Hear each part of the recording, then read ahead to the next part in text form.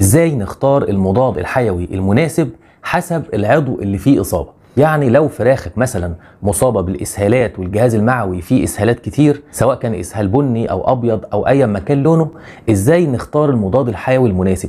ونفس الكلام في الجهاز التنفسي، لو فراخك فيها برد او ميكوبلازما او مشاكل تنفسيه، ما هو المضاد الحيوي المناسب في الحاله دي؟ النقطه الثانيه اللي هنتكلم فيها النهارده ان في بعض الناس بتخلط اكتر من مضاد حيوي مع بعض، هل الكلام ده مفيد للفراخ ولا فلوس بتترمي في الفاضي؟ وكمان هنعرف اشهر الخلطات وافضل الخلطات اللي ممكن نعملها من المضادات الحيويه علشان تجيب نتيجه كويسه. وطبعا ما ننساش نقول الجرعه المناسبه علشان ما ناثرش على الكليه والكبد. قد ايه ممكن الجرعه الغير مناسبه تاثر على كليه الدجاج او تاثر على كبده، وبالتالي يحصل نافق او يحصل مشاكل في العنبر. اختيار المضاد الحيوي المناسب بيكون حسب المكان اللي فيه إصابة. فلو عندي إسهالات سواء كانت بني أو حمراء أو بيضة أيا ما كان لونها، في مضادات حيوية بتكون شغلها على الأمعاء. من ضمن هذه المضادات الحيوية المفروض عندك مثلا اموكسي، امبيسيلين، لينكوسبكتين، عندك كوليستين، نيوميسين، فلورفينيكول، ستريبتوميسين. كل المضادات اللي مكتوبه على الشاشه دلوقتي تقدر ان هي تشتغل على الجهاز المعوي وتسيطر على السالمونيلا والايكولاي والكوليستريديا. فاذا كانت الاصابه في الجهاز المعوي المفروض ان احنا بنختار واحد من دول. طيب المشكله دلوقتي ان عندك اكتر من اختيار، وعلى راي المثل لو عايز تحيره خيره. فانت دلوقتي احترت اكتر ايهما افضل من ضمن هذه المضادات الحيويه. المفروض في الحاله دي ان احنا بنعمل حاجه اسمها اختبار حساسيه. طبعا الاختبار ده يعني الشركات الكبيره والمزارع الكبيره بتعمله علشان تحدد بالظبط المضاد الحيوي المناسب للبكتيريا اللي عندك في المزرعه. ولكن لان مش كلنا بنعمل كده ومفيش وقت او فلوس او مختبر او مكان نعمل فيه الكلام ده، فالافضل ان احنا نخلط اكتر من واحد من المضادات الحيويه. ليه؟ لان ممكن يكون في مقاومه من مضاد حيوي معين، زي مثلا البيسيلين ما يجيبش نتيجه، فلو حطيت معاه كوليستين يجيب معاك نتيجه. الفكره انك لما بتخلط اتنين مع بعض بيحصل تآزر ما بينهم، يعني الاتنين بيقووا بعض علشان تكون النتيجه افضل لحضرتك. فدلوقتي لو عايز تعرف اشهر الخلطات اللي ممكن تشتغل على الجهاز المعوي وتجيب نتيجه كويسه، الموضوع ده يا شباب في مدارس كتير، لكن خد رايي علشان نوفر وقت حضرتك. افضل الخلطات من وجهه نظري انك تثبت الكوليستين وتحط معاه احد هذه الانواع، يعني كوليستين مع اموكسي او كوليستين مع امبيسيلين او مع لينكو او مع يعني اي نوع من هذه الانواع الكوليستين بيشتغل معاه كويس.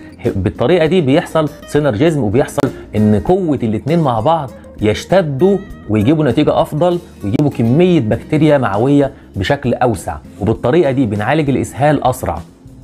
نفس الكلام كده هننفذه على الجهاز التنفسي والعين والراس الورمه والمشاكل بتاعه البرد والجهاز التنفسي.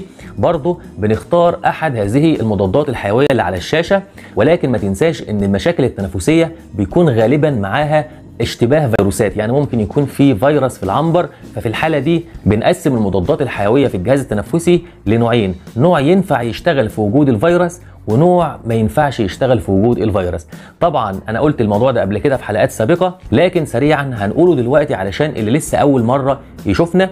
لو في فيروس في العنبر او انت شاكك او شامم ريحه فيروس في العنبر، الافضل انك تستخدم نوع من الثلاثه دول، لا اما اريثروميسين، لا اما تايلوزين، لا اما سبايراميسين. اختار واحد من الثلاثه دول لو انت شاكك ان في فيروس في العنبر.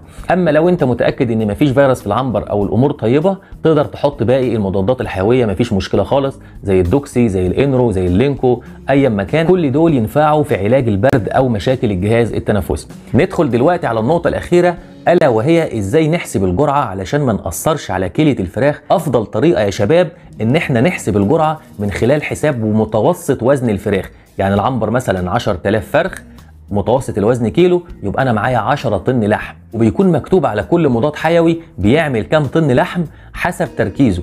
يعني لو جبنا مثلا دوكسي 20% غير دوكسي 50%، النص كيلو ده غير النص كيلو ده، فبتلاقي مكتوب على العلبه من بره الجرعه حسب الوزن. بكده يا شباب نلخص موضوعنا او حلقتنا النهارده، ان لو الاصابه في الجهاز المعوي بتنزل احد هذه المضادات الحيويه اللي مكتوبه على الشاشه، ولو الاصابه في الجهاز التنفسي بتختار برضو احد هذه المضادات الحيويه اللي مكتوبه على الشاشه.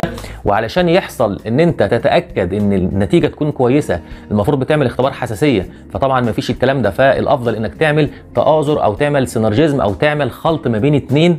اشهر هذه الخلطات انك تثبت كوليستين او نيوميسين مع المضادات الحيويه دي. وبكده يا شباب نكون وصلنا لنهايه حلقتنا. اي حد عنده سؤال في التعليقات يشرفنا، ولو حضرتك لسه بتشاهد الحلقه لحد اللحظه اللي احنا فيها دي انزل اثبت حضورك في التعليقات بالصلاه على الحبيب المصطفى عليه الصلاه والسلام. يا رب اشوفكم دايما في خير واحسن حال. كان معكم الدكتور سامح عسل، والسلام عليكم ورحمه الله وبركاته.